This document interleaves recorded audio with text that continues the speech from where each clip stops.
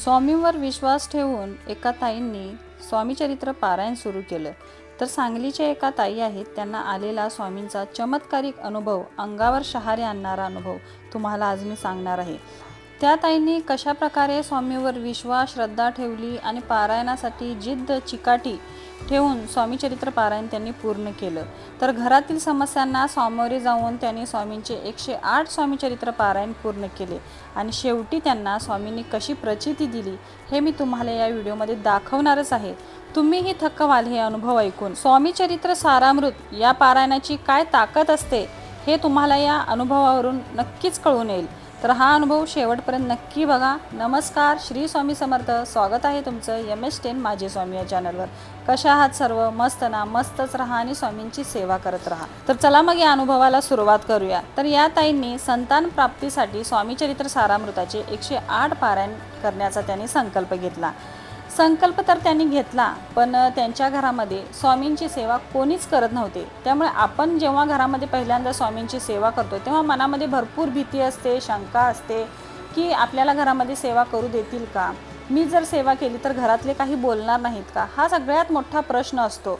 की ज्यांच्या घरामध्ये पहिल्यांदा स्वामींची सेवा होते, की अगोदरपासून त्यांच्या घरात कोणीही स्वामींची सेवा करत नाही, पण जो व्यक्ती स्वामींची सेवा करायला बसतो घरामध्ये, त्याच्या मनामध्ये भरपूर प्रश्न असतात. तर याही ताईंच्या मनात असे भरपूर प्रश्न होते, पण त्यांच्या मनात विश्वास होता की स्वामी आपली ही सेवा पूर्ण करून घेतील आणि स्वामीवर त्यांचा एवढा अतूट विश्वास आहे. आणि त्या विश्वासानेच त्यांनी संकल्पही घेतला. त्यांनी विचार केला की संकल्प आपण घ्यायचा, स्वामींची सेवा करायची, काय होईल ते सगळं स्वामी बघून घेतील. स्वामींची इच्छा जे काही आता इथून पुढे करतील ते स्वामी करतील. आता काय झालं, सगळ्यात मोठी अडचण त्यांची ही होती की घरात ही सेवा तर कोणीच करत नव्हतं, मग आपण सेवा कशी करायची. आणि त्यांची भक्ती एवढी श्रेष्ठ आहे की त्यांच्या घरामध्ये हे पारायण करत असताना कोणतीही मूर्ती स्वामींची किंवा कोणताही फोटो स्वामींचा नाही, किंवा दत्त महाराजांचा फोटो नाही, किंवा दत्त महाराजांची मूर्ती नाही, कोणताही फोटो, कोणतीही मूर्ती नसताना त्यांनी हे पारायण केलं. फक्त एका नारळाच्या समोर बसून, म्हणजेच मंगल कलश त्यांनी स्थापन केला आणि त्या मंगल कलशाच्या समोर बसून त्यांनी ही सेवा केली. घरामध्ये त्यांच्याकडे फक्त पाटावरती त्यांनी गणपती बाप्पा आणि बाळकृष्ण तेवढं त्यांच्या घरामध्ये होतं आणि एक कलश त्यांनी स्वामींच्या नावाने कलश मांडला आणि त्या कलशाची त्यांनी सेवा करायला सुरुवात केली. रोज त्या कलशाच्या समोर त्या बसायच्या आणि स्वामीचरित्र सारामृताचं वाचन करत होत्या. स्वामीचरित्र सारामृताचं वाचन हे त्यांनी पहिल्यांदा कधी स्वामींची सेवा केली नव्हती, त्यामुळे त्यांना पहिल्यांदा वाचन करत असताना खूप त्रास झाला. वाचनासाठी पहिला दिवस त्यांना 3 तास लागले. पहिल्या दिवशीच्या वाचनासाठी 3 तास. आणि त्यांना 8 दिवस एवढा शारीरिक त्रास झाला की मान दुखत होती, कंबर दुखत होती. 3-3 तास एका जागेवर बसून राहणे शक्य नाही. आणि त्यातली घरातली पण कामं आपली असतात, घरातली कामे करून हे स्वामीचरित्र पारायण वाचनासाठी बसणे म्हणजे खूप तारंबळ होत होती त्या ताईंची. खूप म्हणजे खूप त्यांना त्रास होत होता. आणि त्यामध्ये त्यांना एक प्रकारची भीती पण होती की घरातल्यांना काही जरी कळालं की मी स्वामींची अशी अशी सेवा करते, त्यांच्या घरामध्ये फक्त त्यांच्या सासूंनाच तेवढं माहिती होतं, नवऱ्याला वगैरे काही त्यांनी कळू दिलं नाही. जर मी अशी सेवा केली तर मला नवरा रागवेल की एवढं काय तू देवदेव करतेस, एवढं काय तू करून सुद्धा आपल्याला म्हणजे संतान प्राप्ती होत नाही, मग तू कशाला करतेस, असा त्यांचा विचार होता. या भीतीपोटीच ती भीत होती नवऱ्याला सगळं सांगण्यासाठी आणि त्यामुळे त्यांच्याशी काही न सांगता त्यांनी या पारायणाला सुरुवात केली. पारायणाला बसले ते. सकाळी थोडे अध्याय वाचायच्या, संध्याकाळी थोडे अध्याय वाचायच्या, प्लस घरातली कामं पण होती, नवऱ्याची पण सेवा करायची होती आणि पारायण देखील आपल्याला करायचं होतं. आणि त्यामध्ये कुणालाही कळू न देता ही सगळी सेवा आपल्याला करायची होती. असा त्यांच्या मनामध्ये खूप विचार होते की कसं होणार, काय होणार, आणि नवऱ्याला जर कळालं तर आपल्याला यापुढे करू देतील का, हा त्यांच्यात खूप मोठा प्रश्न होता. आणि हे पारायण करत असताना त्यांना भरपूर अडचणी आल्या. एवढ्या अडचणी आल्या की त्यांना अक्षरशः वाटत होतं की मी घर सोडून आपल्या माहेरी निघून जावं, असं एवढ्या अडचणी त्यांना त्यावेळी आल्या. एवढी भांडणे झाली घरामध्ये की पाक त्या ताई हरून गेल्या होत्या की नाही आता नको, मला काहीच करायचं नाही. पण कुठे ना कुठे स्वामींचा त्यांना आधार होता, त्यांच्या मनामध्येही एक विश्वास होता. स्वामींनी परत त्यांना उभं केलं. आणि त्या ताईंची एक विशेषता आहे की एवढे त्यांना त्रास झाले, घरामध्ये पण एवढी भांडणं झाली, पण त्यांनी स्वामींची सेवा अपूर्ण अशी सोडली नाही. त्याने जिद्द चिकाटी ठेवून स्वामींची सेवा पूर्ण केली. स्वामींचे 108 पारायण त्यांनी पूर्ण केले. खूप स्वामींनी पण त्यांची परीक्षा बघितली. एखादा व्यक्ती असता तर तिथेच ही सगळी सेवा सोडून दिला असता आणि त्यांनी एक वेळा हा निर्णयही घेतला होता की मी हे सगळं सोडून आता माहेरी जाणार. पण दुसऱ्या क्षणी त्या उठल्या. स्वामींनी त्यांना धाडस दिली, त्यांना धैर्य दिलं आणि परत त्या वाचनासाठी बसल्या. कुठल्याही दिवसाचा, कुठल्याही गोष्टीचा, कुठल्याही दुःखाचा त्यांनी या पारायणावर परिणाम होऊ दिला नाही आणि आपलं जे पारायण आहे ते अखंडपणे त्यांनी असंच सुरू ठेवलं. जसं ती हे पारायण करत गेली, पारायणाचे दिवस वाढत गेले, तसं तिचा त्रास कमी होत गेला. वाचनासाठी जिथे तिला 3-3 तास लागत होते तिथे तिचे पाऊण तासामध्ये तिचं वाचन पूर्ण व्हायला लागलं.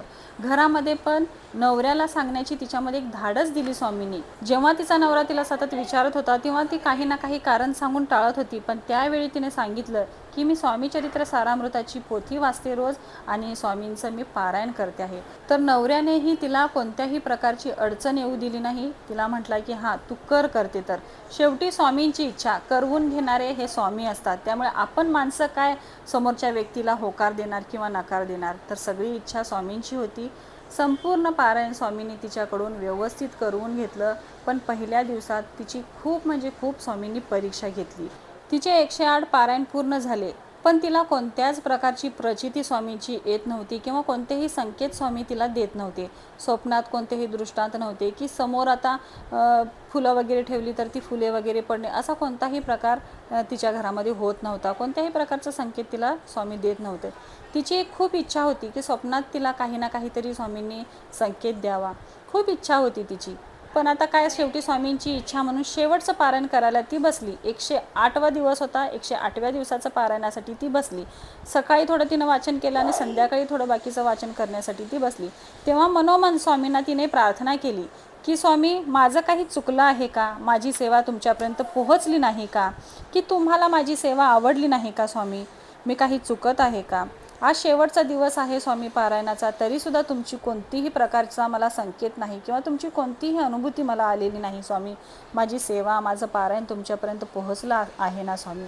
अशा प्रकारे तिने स्वामींना हात जोडून प्रार्थना केली आणि ती वाचनासाठी बसली. तिचं वाचन संपत आलं तोपर्यंत तिचा नंदेचा मुलगा वरती आला.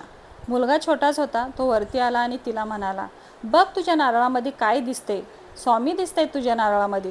असं म्हटल्यावर तिने पण निरखून जेव्हा नारळ बघितला तो कलशावरचा, तेव्हा साक्षात स्वामींची मूर्ती त्या नारळावर प्रकाशित झाली होती. त्या नारळावर स्पष्ट असं चित्र त्या मूर्तीचं दिसत होतं स्वामींचं.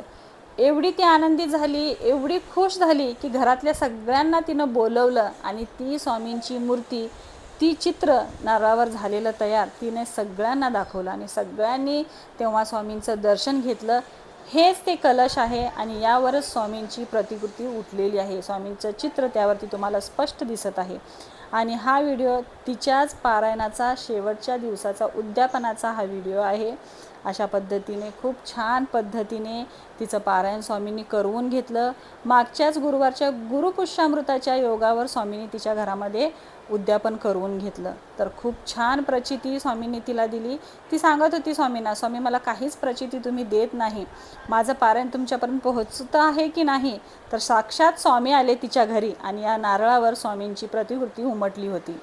तर जो कोणी श्रद्धेने विश्वासाने स्वामींची सेवा करतो ना, तर त्यांच्या पाठीमागे स्वामींचा आशीर्वाद हा असतोच असतो. पण त्यासाठी आपल्या मनामध्ये विश्वास असला पाहिजे. घरात कोणीही स्वामींची सेवा करत नाही, स्वामींच्या सेवेसाठी कोणाचाही पाठिंबा नव्हता किंवा घरात एखादा स्वामींचा फोटो किंवा मूर्ती नाही, अशा परिस्थितीतसुद्धा या ताईने इतकी छान पारायणं केली की साक्षात स्वामी त्यांच्या घरी आले आणि तिला एवढी छान प्रचिती स्वामींनी दिली. तर स्वामी हे आपले खूप प्रेमळ आहेत, खूप दयाळू आहेत. जे भक्त मनापासून स्वामींची सेवा करतात ना, तर त्यांच्यासाठी स्वामी स्वतः हजर असतात. ते आपल्याला या पारायणाच्या अनुभूतीवरून कळलं असेलच की कशा पद्धतीने स्वामी आपल्या भक्तांना अनुभूती देतात, प्रचिती देतात. त्यांचा हात कधीच सोडत नाही.